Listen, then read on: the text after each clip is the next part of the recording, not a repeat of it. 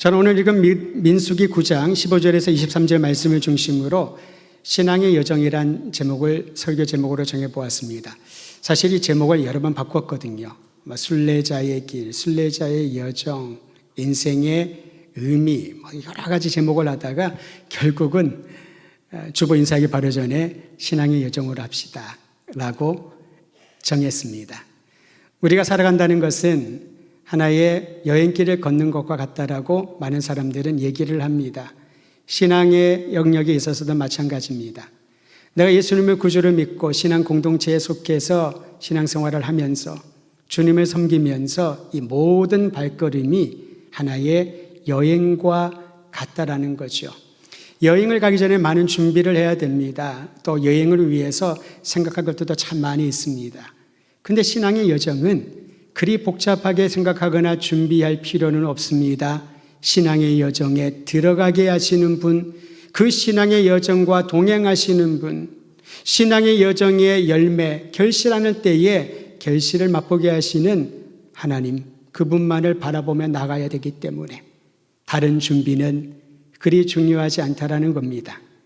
이처럼 신앙의 여정을 우리에게 가장 잘 보여준 많은 사건들이 성경에 기록되어 있습니다. 그 중에서 구약 성경에서 하나님이 보여주신 가장 역동적인 사건을 들라면은 주저하지 않고 출애굽을 얘기할 것입니다. 400여 년의 기나긴 시간 동안 애굽에 노예 생활했던 이스라엘 백성들이 자유를 얻게 되었다는 것. 이것은 어떤 영웅적인 인물이나 또는 사람들의 뜻과 마음이 모아져서 이루어진 해방은 아니었습니다. 어떻게 이스라엘 백성들이 애굽에 내려가서 그 억압받는 고통스러운 인생을 탈출할 수 있었을까? 이 출애굽의 사건에 대한 이유를 성경은 다음과 같이 증언합니다. 여러분 성경책을 한번 찾아보시겠습니까? 오늘 읽은 말씀 민수기니까 그전의 출애굽기 3장 7절에서 8절까지. 스크린에는 나오지 않습니다.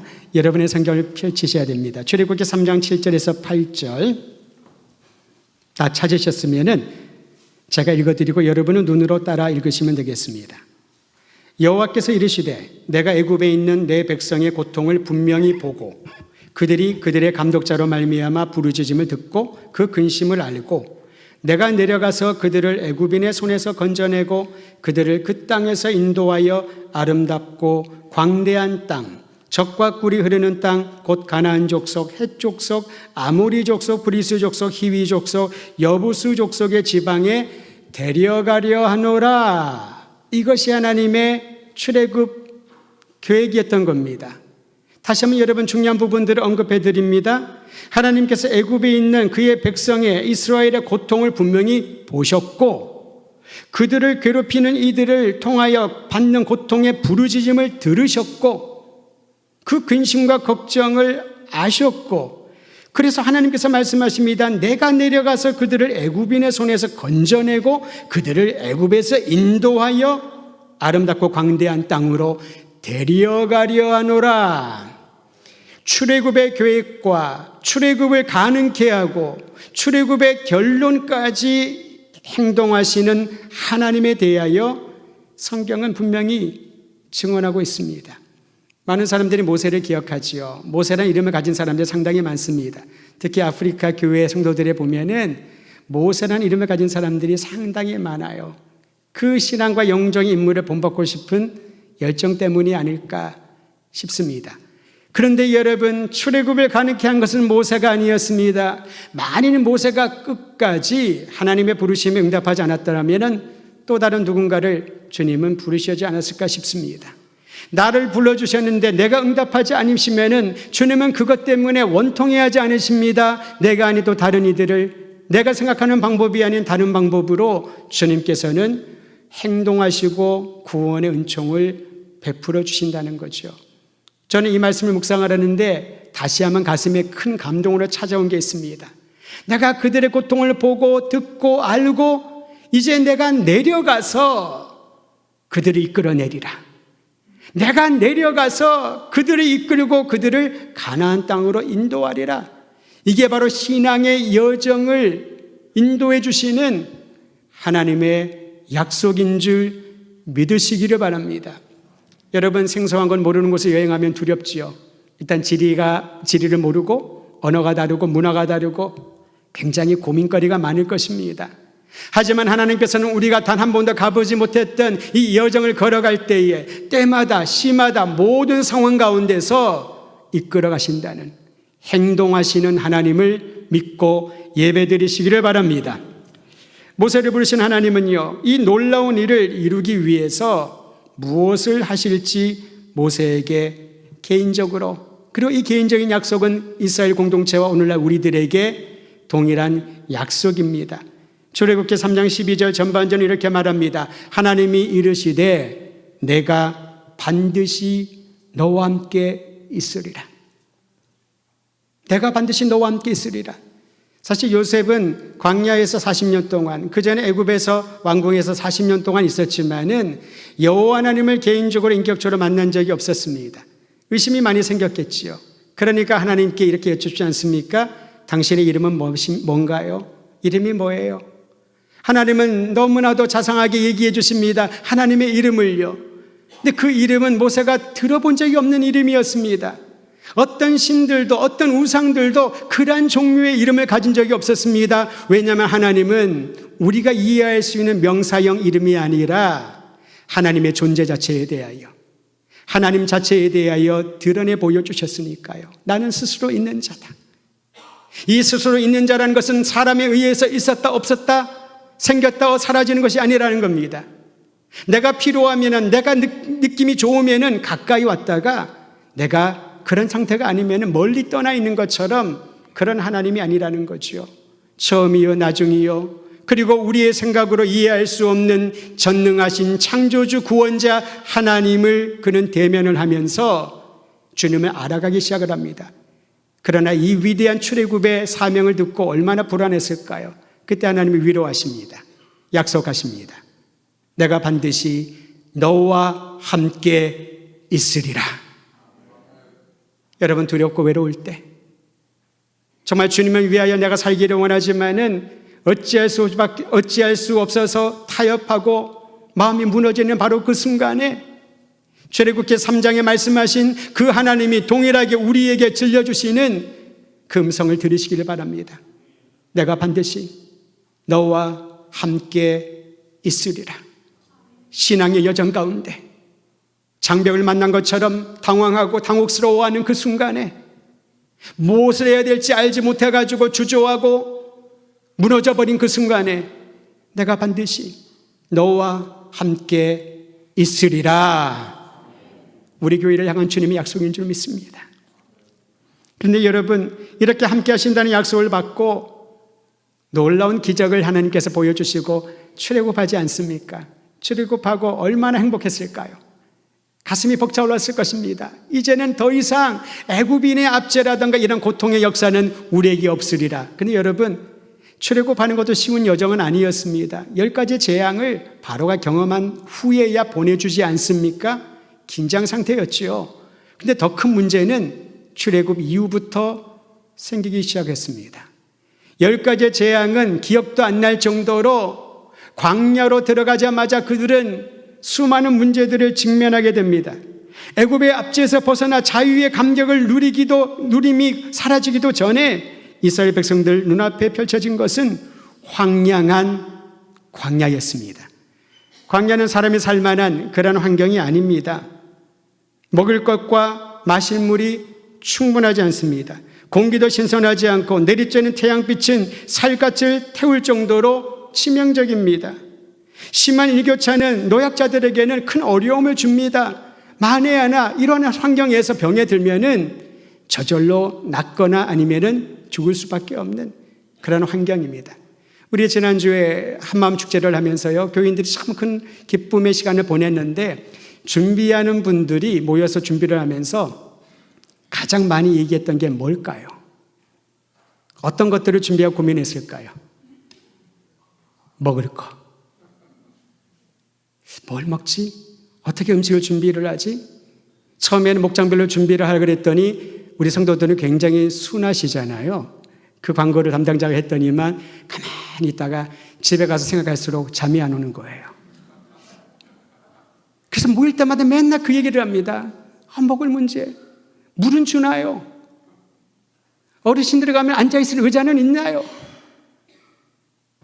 그런데 여러분, 출애굽한 이스라엘 백성들은 숫자가 얼마일까요? 민수기에는 첫 번째와 마지막에 2번 숫자를 해야 하는데요. 만 20세 이상으로 전쟁에 나가 싸울 만한 남자들만, 그러면 전쟁에 나가 싸울 만한 남자들은 20세 이상은 최하고요. 몇 살 정도 될까요? 물론 50대도 60대로 싸울 수 있습니다만 대략 20대에서 50대 정도가 되지 않을까요? 첫 번째 숫자를 해보니까 60만 3,550명. 그러니까 여러분, 이들을 제외하고 다른 숫자를 추정을 하면 최소한 250여만 명이 되는데, 이거는 우리가 수천 명도 아닌데 밖에서 예배를 드리고 함께 축제를 하는데 맨날 얘기하는 게 먹을 것. 왜냐하면 그게 중요하니까요. 근데 광야로 들어갔습니다. 250만 명을 먹이려면 어디서 음식을 구하죠? 그때 이스라엘 백성들에게는 권사회도 없었는데, 장로님들도 없었는데 누가 이 음식을 다 해결을 하죠? 한 끼면은 그나마 하고 할렐루야 할 텐데 몇 끼를 먹여야 됩니다. 이 자체가 그들인 고통이에요. 그러니까 마실 물이 없다고, 먹을 것이 없다고 애굽을 그리워하는 것이 어쩌면은 너무나도 당연하다고 볼 수가 있습니다. 그들이 믿음이 없어서 뭔가 부족해서가 아니라 아마 우리 같으면은 그보다 더 심하면 심했지 덜하지는 않은 그런 문제들이 광야에서 일어났습니다. 하나님이 그걸 모르셨을까요? 광야의 환경에서 이런 불평, 불만이 일어날 것을 모르셨을까요? 어떤 이들은 극의 분노가 차여서 모세를 죽이려고 덤벼들지 않습니까? 하나님은 다 알고 계셨습니다만 왜 그들을 광야로 이끌고 가셨을까요? 여기에 주님의 특별한 의도가 있다는 겁니다. 사실 400여년의 시간은 굉장히 오랜 시간입니다. 여러분, 한 지역에서 10년 이상 살면은 그 문화에 익숙해지잖아요. 제가 우리 대전에서 이렇게 한 10여 년 살다 보니까 가끔 서울에 갈 때가 있지요. 갔더니 제가 깜짝 놀랍니다. 지하철을 못 타겠어요. 노선이 너무 복잡해서. 그리고 한 번 탔는데 제가 반대로 갔어요. 내려서 그 다음 차를 타기 위해서 건너가면서 얼마나 마음에 낙심이 되는지, 내가 왜 이러지? 여기서 오랫동안 살았는데 그만큼 10여 년의 시간은 우리의 눈과 감각과 생활 습관을 바꾸어 놓는 거죠. 하물며 400여 년 동안 노예 생활을 하기 시작을 합니다. 요셉을 모르는 바로가 노예로 전락시키지 않습니까? 성경은 이렇게 말합니다. 하나님께서 모세를 통하여 말씀하셨는데 이스라엘 백성들이 듣지를 않았대요. 그 이유는 너무나도 무거운 고역 때문에 심신이 시달려서 그들의 몸이, 그들의 정신이 노예 습성에 찌들어져 있어서 하나님의 말씀을 들어도 듣지 않았답니다. 노예 습성은 무엇입니까? 그날 주어진 분량만 일하면은 먹을 것, 재울 것은 그대로 공급되는 거죠. 더 열심히 일한다고 신분이 상승되는 거 아닙니다. 덜 하면은 좀 매를 맞긴 하겠죠. 그러나 자기에게 주어진 일당만 잘 채우면은 그걸로 끝나는 겁니다. 책임이 없습니다. 꿈과 비전과 나라에 대한 생각들 없습니다.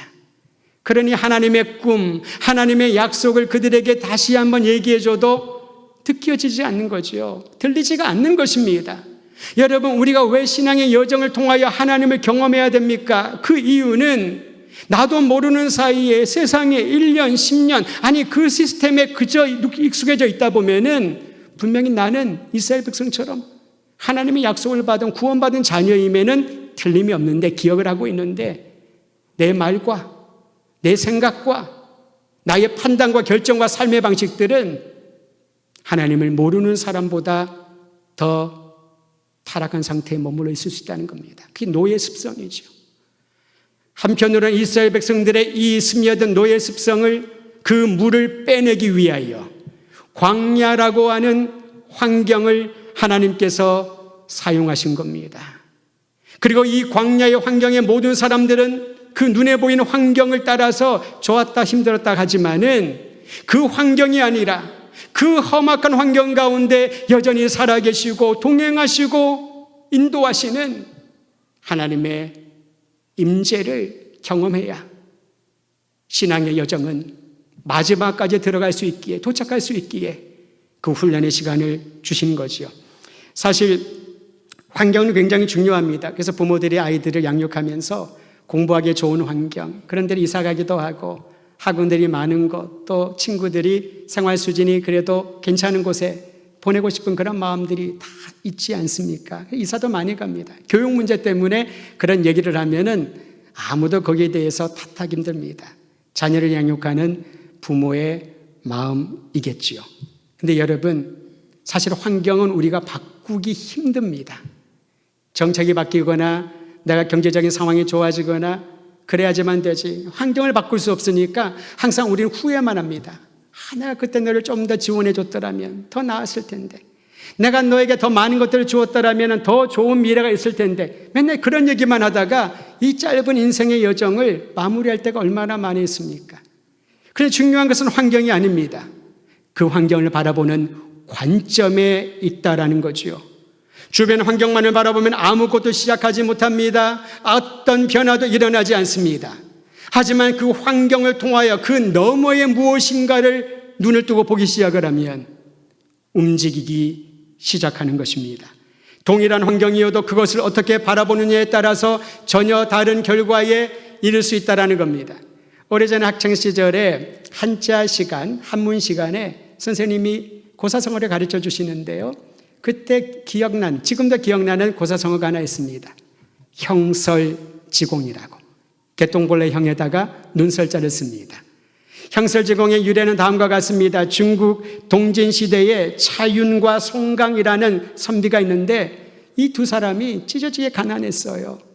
그러니까 하루 먹기 위해서 하루 종일 일을 해야 근근히 살아가는 그런 가난한 가정에서 태어났습니다. 근데 두 사람이 그렇게 학문에 대한 열정, 삶에 대한 갈망함이 컸던 사람입니다. 그러나 환경은 공부할 수 있는 환경도 아니고 이 사람들이 공부하면은 안 되는 거죠. 일을 해야 먹고 살 수 있는데. 그러자 이 두 사람은요, 낮에는 열심히 일을 합니다. 그리고 여름밤에는 반딧불, 개똥벌레의 빛을 모아가지고 책을 읽습니다. 겨울에는요, 내린 그 눈빛을 비추어서 그들이 학문에 열정을 합니다. 여러분, 반딧불을 아무리 모아도 그걸로 밤에 글을 읽을 수 있을까요? 못 읽습니다, 실제로. 눈빛이 아무리 밝아도 그걸로 사물은 어느 정도 가늠하겠지만은 글을 읽는다는 것은 어렵지요. 하지만 그들의 환경은 이처럼 힘들었지만은 그들의 마음에 있는 학문에 대한 열정을 막을 수가 없었습니다. 그 결과 그들은 높은 관직에 관원이 되어서 나라에 공헌하는 사람이 되었다. 그러한 고사성어입니다. 아주 오래전에 들었던 한자어지만은 드문드문 그의 생각이 납니다. 신앙의 여정을 가면서도 우리는 하나님만 바라보면 된다라고 말을 하면서도 여전히 환경을 보지 않는가? 주님, 이런 환경에서는 저는 주님 못 섬깁니다. 이런 상황에서, 이런 공동체에서 제가 할 수 있는 건 아무것도 없습니다. 나에게 이것을 주십시오. 사람을 붙여주십시오. 자원을 주십시오. 그러면 제가 좀 하겠습니다. 그건 누구나 할 수 있는 거죠. 광야는 할 수 있는 게 하나도 없었습니다. 그런데 하나님은 그 광야를 통하여 불가능을 가능케 하시는, 환경이 아니라 그 환경을 넘어서는 하나님. 그렇다고 환경이 좋아지는 건 아니에요. 여전히 광야입니다. 여전히 덥습니다. 밤에는 춥습니다. 곤충들이 괴롭힙니다. 그러나 하나님이 함께 하시기에 모세에게 주신 내가 반드시 너와 함께 하리라, 이 약속을 그들은 이제 배우고 알아가고 고백하기 시작을 합니다. 경험하기 시작을 합니다.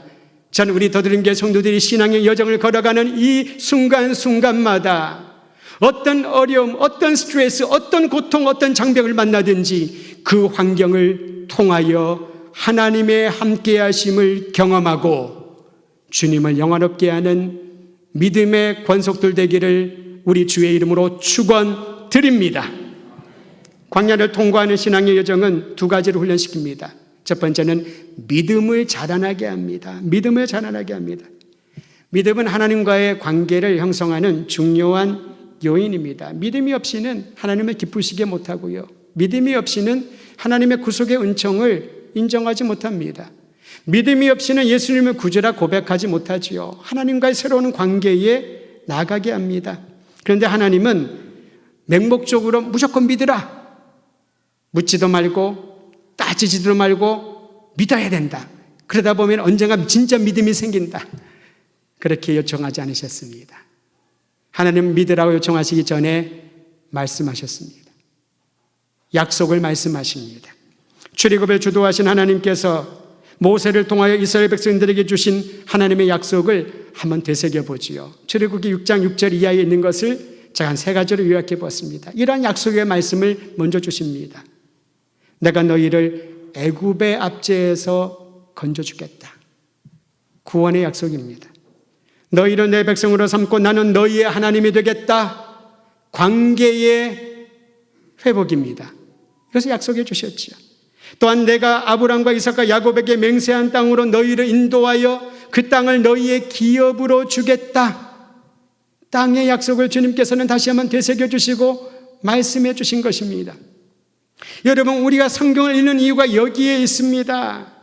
하나님은 먼저 말씀하십니다. 그리고 그 말씀을 통하여 그 말씀의 그 말씀을 믿으라고 우리에게 요청하신 거지요. 영원한 생명의 말씀, 예수께서 우리에게 오셨습니다. 그분을 믿으면 영접하면 하나님의 자녀가 될 것이다. 먼저 말씀하시고 말씀을 보여주시고 그것을 믿으라고 우리에게 요청하시는 겁니다. 그래서 믿음은 신념이 아닙니다. 신념은 뭡니까? 난 할 수 있어. 난 할 수 있어. 될 거야. 될 거야. 자기 마인드 컨트롤하는 겁니다. 자기 생각을 그렇게 하면 될 거야. 좋은 일이 생길 거야. 생각대로 다 이루어질 거야. 그러다가 안 이루어지면은 난 운이 나빠서. 이거는 신앙이 아니라는 거죠.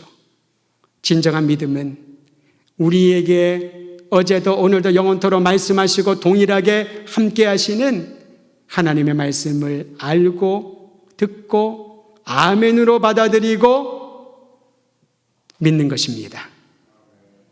저는 이러한 역사가 우리 성도들에게 임하기를 주의 이름으로 축원드립니다. 약속의 말씀을 믿어도 어려움은 찾아옵니다. 흔들릴 수 있습니다. 그러나 다시 일어날 겁니다. 그런데 이스라엘 백성들은 안타깝게도요, 광야의 각박한 환경에 접하자 후회하고 뒤로 미끄러집니다. 미국 사람들이 이런 말을 합니다. 백슬라이딩 한다고. 슬라이딩은 뭡니까? 앞으로 미끄러져서 야구에 있어서요 진루를 해야 됩니다. 백슬라이딩은 앞으로 한 거 뒤로 넘어지는 거죠. 자빠지는 거죠. 약속의 말씀을 붙들고 신앙의 여정을 가는 사람들도 구덩이에 빠질 수 있습니다. 하지만 구덩이에 빠져서 거기서 한탄하고 난 죽었다 머물러 있지 않고 다시 일어나는 거지요. 주님 나를 도우소서, 내 손을 붙잡아 주소서. 이러한 여정들을 통하여 더 마음이 굳건한 믿음의 반석 위에 서게 되는 거지요. 지금 인생의 가장 힘든 상황을 겪고 있는 분들이 있습니까? 그곳에서 우리와 함께 하시고 말씀하셨고 그 말씀에 따라 주님만을 의지하라고 하는 음성 듣고 다시 일어나기를 주의 이름으로 축원드립니다. 두 번째로 광야를 통과하면 신앙의 여정에서 하나님이 우리에게 훈련시켜 주시고자 하는 것은 말씀하신 주님의 말씀에 순종하는 체질로 개선시켜 주는 겁니다. 여러분, 체질이 중요하잖아요. 근데 체질은 뭘로 개선이 되나요? 먹는 음식이 중요합니다. 그런 분이 그런 얘기를 많이 하더라고요. 아무리 헬스클럽 가고 운동을 많이 한다고 몸무게가 안 준대요. 좀 덜 먹어야죠. 먹을 건 똑같이 먹고 운동과 배고프다고 막 먹고 치킨 시키고 뭐 피자 먹고 그러면서 열심히 땀을 흘리는데 살이 안 빠진다고 괜히 원망을 합니다. 트레이너 엉터리라고. 음식을 조절해야 됩니다. 그 체질이 개선이 되죠. 영적인 순종의 체질도 마찬가지입니다. 하나님의 말씀을 먹어야 됩니다. 그 뜻을 자꾸 들어야 됩니다. 그리고 무슨 말을 듣든지 전에는 아니요, 못해요, 이건 나와 상관이 없어요 였던 체질을 이제는 그 말씀에 따라 가고자 하는 그런 체질. 억지로 하면 힘들지만 책임감으로 하면 부담스럽지만은 그것이 자연스럽게 움직이면은 행복하게 되는 것이지요. 전에 한번 한남대 근처의 식당에 우리 청년들 데리고 간 적이 있었습니다. 밥을 먹는데 거기에 셀프였어요. 그러니까 뭐 반찬 같은 것들 그냥 쌈이라든가 가지고 와야 되는데요. 어떤 조금 우락부락한 사람, 아저씨가 중장년의 남자분이 그 옆에 서 있는 거에서 저분은 왜 저기 서 있나? 직원인가 주인인가 몰랐어요. 그런데 분명히 셀프인데 제가 처음 갔거든요. 음식을 먹는데 반찬이 부족하네, 콩나물이 부족하네, 가지고 가려고 딱 돌아서는 순간 그 사람이 콩나물 가지고 오는 거예요. 주인이었던 거죠. 저를 알아봤어요. 처음 왔구나. 첫 손님이구나. 셀프 바지만은 내가 섬겨야 되겠다. 그래서 저는 우연인 줄 알았습니다. 또다시 음식이 떨어져서 한번 살펴봤더니 눈이 마주쳤는데 이미 그 사람 손에는 내가 필요한 음식 반찬이 들어있어요. 제가 그걸 보면서 그런 생각이 들었습니다. 이게 관심이구나. 물론 그분은 장사를 잘하기 위하여, 단골을 얻기 위하여, 손님을 대접하기 위한 행동이었겠지만은 보통 그렇게 잘 안 하거든요. 안 하거든요. 자연스럽게 하니까 받는 저도 기분이 좋고 나중에 끝나고 나오면서 굉장히 제가 인사를 했었습니다. 사장님 대단하시다고. 정말 대단하시다고.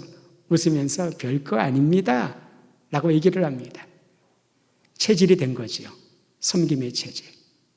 하나님의 말씀에 순종하는 것도 마찬가지입니다.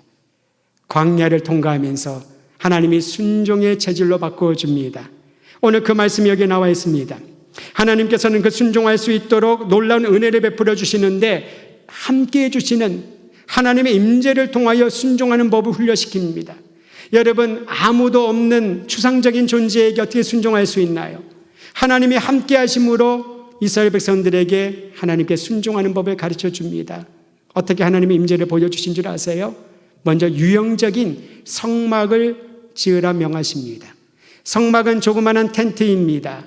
그런데 그곳에 하나님이 임재하시어 예배의 장소가 되게 하십니다. 또한 구름과 불을 주님이 보여주십니다. 구름과 불은 이미 하나님이 창조하신 피조물 아니겠습니까? 구름을 보면서, 불을 보면서 하나님이 임재하시고 하나님이 인도하시고 보호하신다는 것을 경험하게 했던 것입니다. 오늘날은 우리와 함께 하시는 성령님께서 하나님의 임재하심을 예배당 안에서든 직장에서든 거리에서든 가정에서든 경험하게 하시는 겁니다. 하나님의 임재를 경험하게 하십니다. 구름이 성막 위에 떠오르며 이스라엘 백성들은 진을 거두고 떠났습니다. 머물면 그곳에 멈추었습니다. 이러한 과정을 반복하면서 하나님께 순종하는 영적인 습관이 스며들게 했던 것이지요. 애굽의 노예 습성은 물을 빼고 하나님께 순종하는 습관을 가지게 했던 것입니다. 부모들이 아이들을 양육하면서 인사 예의 교육을 많이 시키잖아요. 그런데 가끔 가면은 아이들이 저를 딱 보잖아요. 그럼 부모님이 그래요. 목사님한테 인사해야지 하면서 고개를 억지로 막 이렇게 해요. 그러면 제가 하지 말라고 합니다. 본인이 하고 싶으면 하겠지. 저를 잘 모르는데 개인적인 관계가 없으면 인사를 안 하겠죠. 반면에 저와 조금씩 접촉을 하고 자주 본 아이들, 주일마다 부모님 데리고 와서 얼굴을 본 아이들을 보면은 제가 팔만 벌려도 적에서 뛰어옵니다. 자연스러운 것이죠. 신앙의 여정은 하나님 우리에게 이렇게 주님의 말씀에 순종하는 것을 기쁘고 하고 싶고 그런 체질로 바꾸어 주신다니까요. 억지로 순종하면은 뭐가 부러지거나 마음이 상하기도 합니다. 그런데 여러분, 순종하는 체질로 바뀌면은 그걸 보고 하나님께 영광이요 본인에겐 기쁨이요 다른 사람에게는 아름다운 모범이 되는 것이지요. 민수기 9장 18절에서 23절까지 여러 차례 나오는 말이 있습니다. 한번 따라 하실까요? 여호와의 명령을 따라 8번이나 나옵니다. 여호와의 명령을 따라 행진하였고 여호와의 명령을 따라 진을 쳤고 여호와의 명령을 따라 진영에 머물렀고 여호와의 명령을 따라 다시 그 모든 진을 거두고 출발하였더라. 어떻게 보면 너무 반복되는 일들은 지루할 수 있지 않겠습니까? 하지만 여기에서는 지루한 행동이 아니라 여호와의 명령을 따르는 습성을, 순종의 습관을 갖게 하셨던 거지요. 신앙의 여정에서 하나님이 주신 놀라운 복입니다. 성경은 하나님의 말씀에 순종하며 전진하는 이스라엘 백성의 모습을 보여줍니다. 오늘 보면 마지막 9절을 읽고 말씀을 마무리하려고 합니다. 9장 23절 같이 읽지요. 시작. 곧 그들이 여호와의 명령을 따라 진을 치며 여호와의 명령을 따라 행진하고 또 모세를 통하여 이르신 여호와의 명령을 따라 여호와의 직임을 지켰더라. 진을 치거나 거두거나 행진하거나 또 모세를 통하여 하신 그 여호와의 명령을 따라 직임을 지켰더라. 우리가 직분을 받든 어떤 일을 감당하든 어떠한 상황 가운데 처하든 하나님의 말씀, 주님의 명령을 따르겠습니다라고 결단하고 나아가면은 하기 싫은 일도, 어려운 환경도, 불가능해 보이는 모든 현장들도 주님을 따라 주님과 함께 하심을 경험하며 한 걸음 한 걸음 통과하게 될 것입니다. 믿음과 순종의 훈련을, 신앙의 여정을 통하여 날마다 받고 하나님께 영광 올려드리는 아름다운 더드림교회 성도들 되기를 주의 이름으로 축원드립니다.